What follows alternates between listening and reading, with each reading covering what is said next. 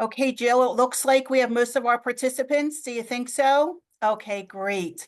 Well, hi, everyone. We'd like to thank you for joining our special meeting this afternoon, taking time out of your very busy day.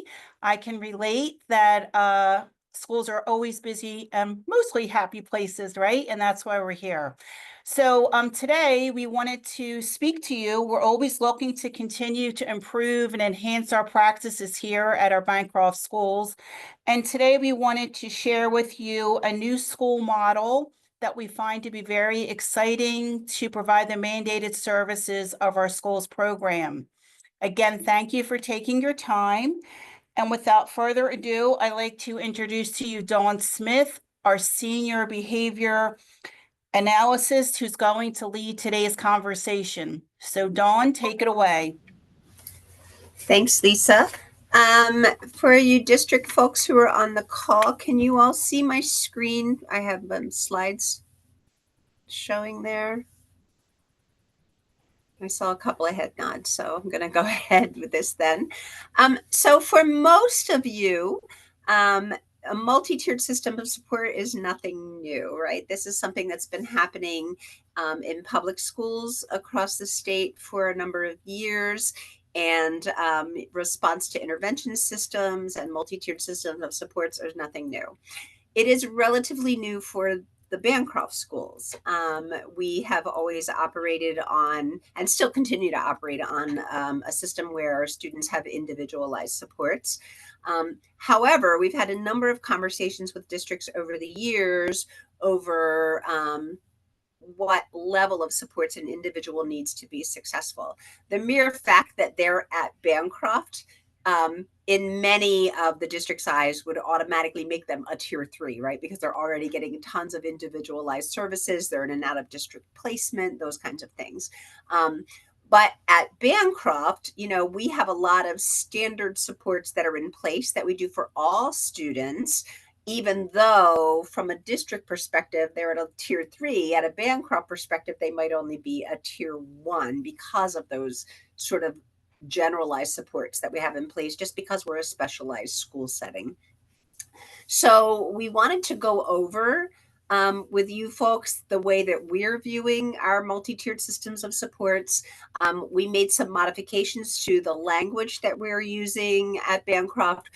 We made some modifications to what the draft IEPs and behavior surveys and other related services surveys might look like this year. So we just kind of wanted to go over that with everyone so you can kind of see where we're coming from.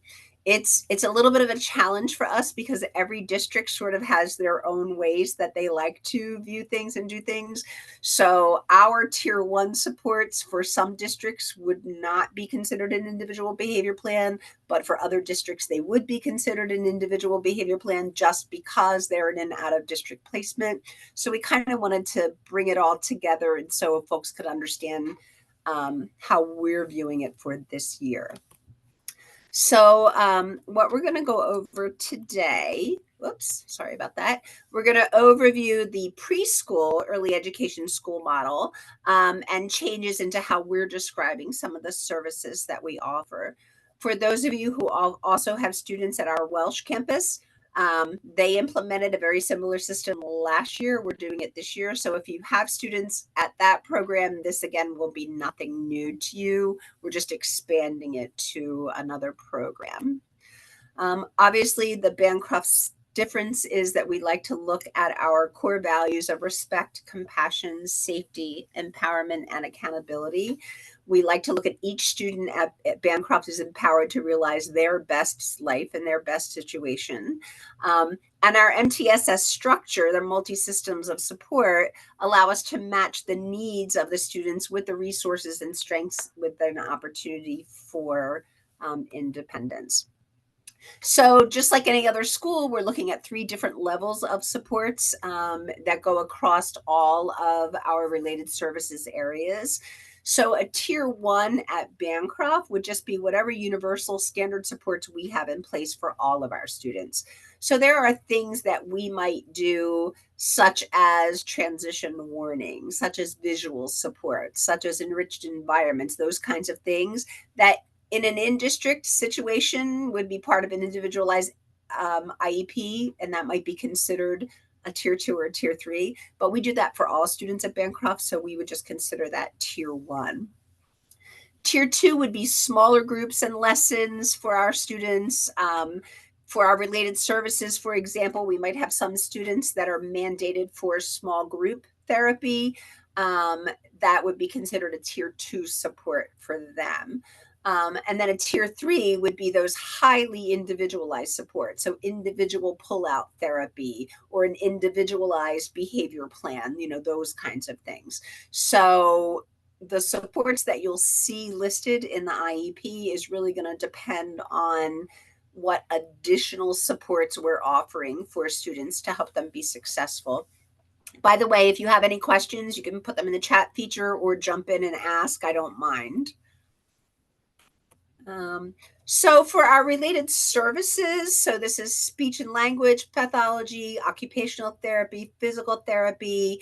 Again, we're looking at sort of those tiered supports for everyone. So some students at a tier 1 level might just get integrated program support. So we have speech therapists, occupational therapists, physical therapists on site all the time. They provide consultation as needed in all of the classrooms. So if we had a student who didn't have individual PT, but we noticed that they're maybe stumbling when coming down the bus steps, we have a PT right here who can consult with that. And so we would just, and that's available to everyone. It doesn't have to be an individual IEP sort of mandated services. So our therapists are available all the time to go into the classrooms to provide consultation to teachers and staff, to make recommendations. So these are things that would be non-mandated services, but they're just embedded within the program. So all students have access to that, whether they have it as a mandated service in their IEP or not.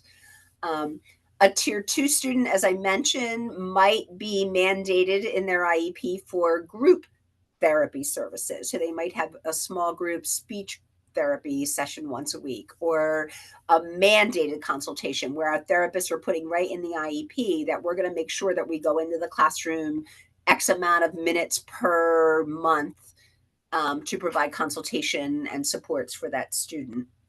And then a tier 3 would be a student who has mandated individualized therapy. So it might be individualized pull-out services. It might be individualized, integrated into the classroom services, but these would all be mandated within the IEP and would be considered a tier 3 support.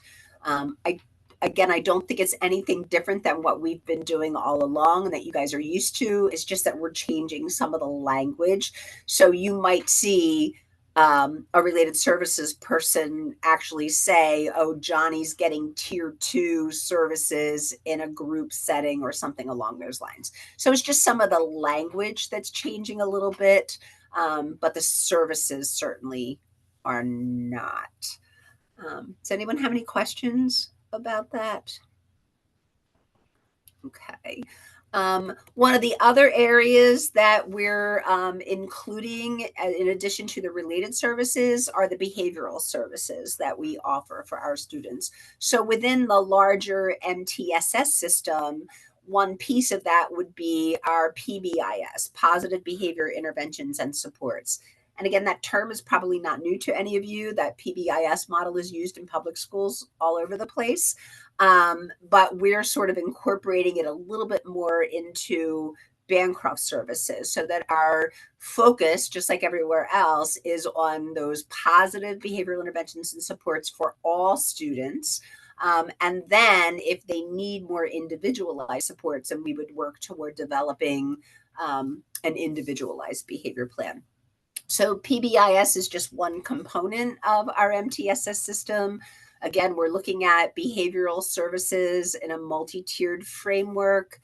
It helps to improve outcomes for all students because we're improving school climate. We're focusing on preventing and mitigating problem behavior instead of reacting and responding to problem behavior. How are we focusing more on preventing it from occurring? And also then in working on teaching replacement behaviors and increasing learning and appropriate behavior within the school. So again, we're looking at it from a tiered system of supports. We at Bancroft have what we consider our standard support, as I mentioned earlier. So all students are getting transition warnings. All students are working on appropriate walking in the hallway. All students are working on earning for engaging in learning without the occurrence of problem behavior. So those are just standard supports that are in place for everyone in our school. We have a school-wide reinforcement system. It's really cute at PEEP. Um, all students have a token economy system, so they can all earn little tokens that we call PEEP pennies. And so they're able to, anytime that they're engaging in our school expectations, be safe, be patient, be kind, those kinds of things. And they can earn their little PEEP penny tokens. And then when their token board is full, they can then exchange those PEEP pennies for a Bancroft buck. And they can use that buck to buy a preferred activity, to go to another room in the school that we call our school store. And they can use that buck to purchase a snack or those kinds of things. So that's our school-wide system. And again, that's all students. So we would not be writing up that token economy system as an individual behavior plan because we're using that token economy system for all students in the school.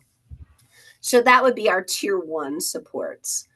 Our tier 2 supports would be if an individual or a student needed a more specific type of token economy or needed a more specific schedule of reinforcement. So we maybe would use a timer and reinforce them on every 2 minutes or something along those lines. So anything that's going to be just slightly more individualized version of our standard supports would be tier 2.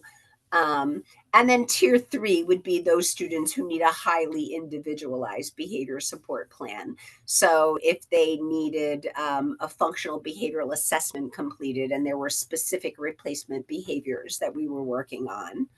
I'm sorry, Lisa, what did you have something in the chat? Let me, I can't really see the chat. Oh, there we go. Yep, from the principal. That's right. So sometimes we give those extra bucks out to students who are showing exemplary behavior throughout the school. Right. Very good. So one of the things that you're going to see in the IEPs this year in the behavior intervention page, that's going to be broken up into different tiers of supports as well. So there'll be, if a student is tier 1 universal supports, we would just check the tier 1 box on our intervention plan. And then the supports that are in place for them, if they're tier 2 and tier 3. And we have the interventions divided into those sections.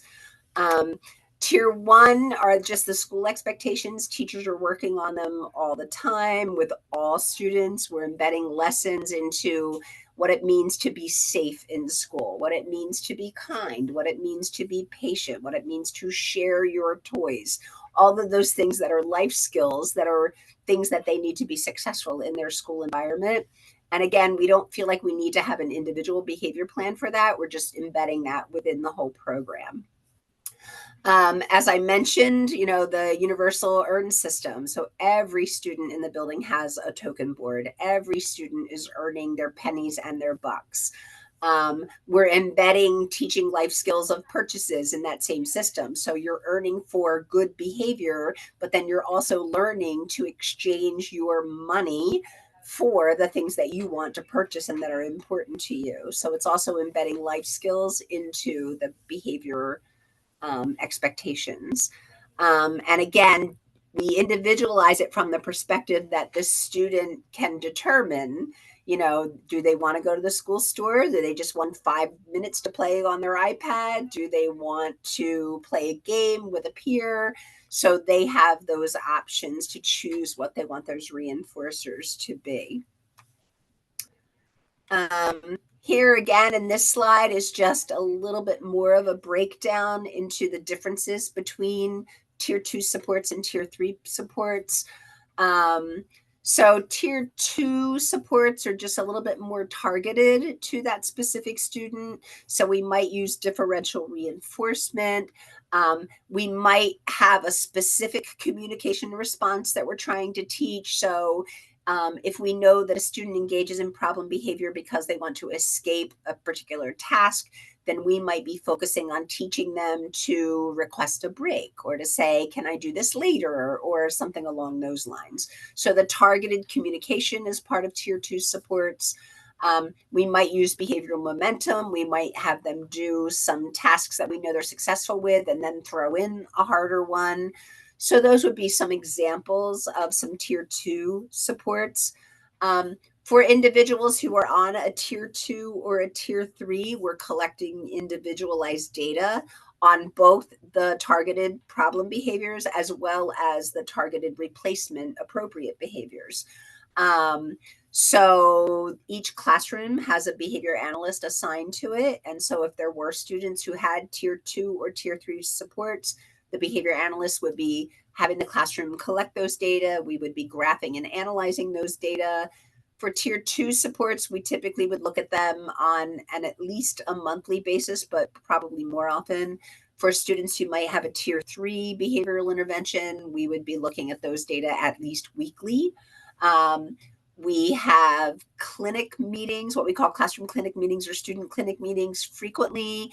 We review the data with the classroom team and the related services providers. We talk about are there any issues or concerns that we have? Do we need to tweak the behavior plan? Can we fade some of those components? So we meet regularly on the tier 2 or tier 3 kiddos so that we can make sure that we're continually monitoring their progress. Tier 3, again, we would have permission from a family. We would probably involve the district in having conversations about whether or not we needed to conduct a formal functional behavioral assessment so that we could really sort of nail down why the problem behaviors are occurring. Once we can figure out the function, we can help determine more individualized, specific replacement behaviors and skills to teach, as well as an effort to decrease that problem behavior. We would develop fading and termination criteria. I also wanted to mention that for our tier 3 and tier 2 kiddos, we also would have a separate behavior support document that would be attached to the IEP as an appendix. So, in addition to just doing the behavior intervention survey in the IEP document, we would also be including a very specific individualized behavior support document that would be part of the IEP. I know sometimes in the past we see IEPs that would say, see the Bancroft plan. Well, now that Bancroft plan is going to be actually appended and part of that IEP document. So it would all be together. Again, individualized data will be collected and monitored. And we want to make sure that for the students who need that highly individualized tier 3 interventions, we would also develop specific behavioral goals to be in the IEP as well and report progress out on. Those goals might be something specific as, we'll reduce aggression, but then would also include a goal for whatever the appropriate replacement behavior is. So if there are tier 3 supports are needed, then there would also be individualized behavior goals in the IEP. And the same for the other disciplines as well. So you'll also notice when you get the draft IEPs this year that we're going to have a page, it's page 1B in the real-time system that just has the overview and description of our MTSS system. And the reason we wanted to just embed that right into the IEPs this year is just so that parents and districts have an understanding of the language. So if you read the behavior intervention page and it says Johnny receives tier 2 supports, there's a description right in there of what that means. And that was really helpful for a lot of our parents so that they're understanding. A lot of our students are coming from a public school environment where maybe they did have an individualized behavior plan. And so we help them understand, but at Bancroft, those are just embedded in everyday operations of our school. So they may not continue to need that individualized behavior plan because those are the things that are happening all day, every day in our classrooms. So that'll be something that you'll see as part of every IEP this year from our program. And again, that's broken down into both related services as well as positive behavior supports and interventions. And there's a new format, as I mentioned, to the behavior intervention plan surveys that you'll see in our real-time document. And I can show you, hopefully, what that looks like. So as I mentioned, that behavior intervention plan, even though it says behavior intervention plan, we're really talking about, again, the PBIS, the positive behavior supports and interventions. And we would be dividing it into, whether they were tier 1, tier 2, or tier 3. And then you'll see in the actual survey, if they're tier 1 student, which is all of our students, which of these supports are in place for them. And then if you go down to tier 2, which of those supports are in place, and then tier 3. So the behavior intervention plan itself in the draft IEPs might look a little different than what they've looked like in the past, just to help clarify it a little bit more for both families and districts. And again, as I mentioned, the actual Bancroft documents that we would have if additional supports were needed would also be appended right to the draft IEP. So IEP season is rapidly approaching. You'll be getting drafts of their proposed IEPs in advance of the IEP meetings. You'll have time to review them. And then when we do have the meeting, any questions that you and or the families have, we can address those hopefully in advance so that the meetings go smoother. We did do a very similar presentation to this for parents at our back to school night in the fall. So hopefully for most of our families, this is not going to be too new for them, but we just wanted everyone to have an understanding of the language and the way that we're doing our draft IEPs this year. Hopefully they just sort of help clarify some of those things for folks. Does anybody have any questions?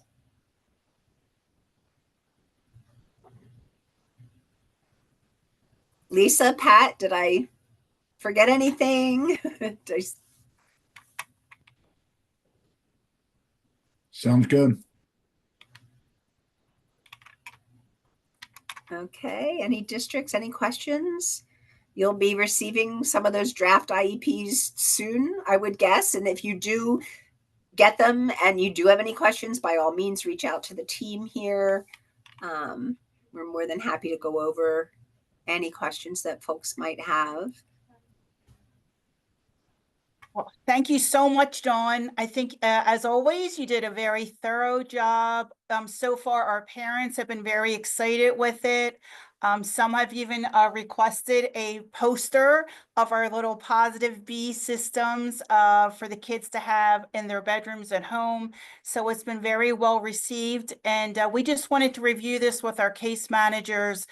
Like Dawn said, as IEP season is about to commence, and we know how in-depth those meetings are, we thought this would give you a good introduction so you'd have a greater understanding of our revised document and how we are continuing to enhance our practices here.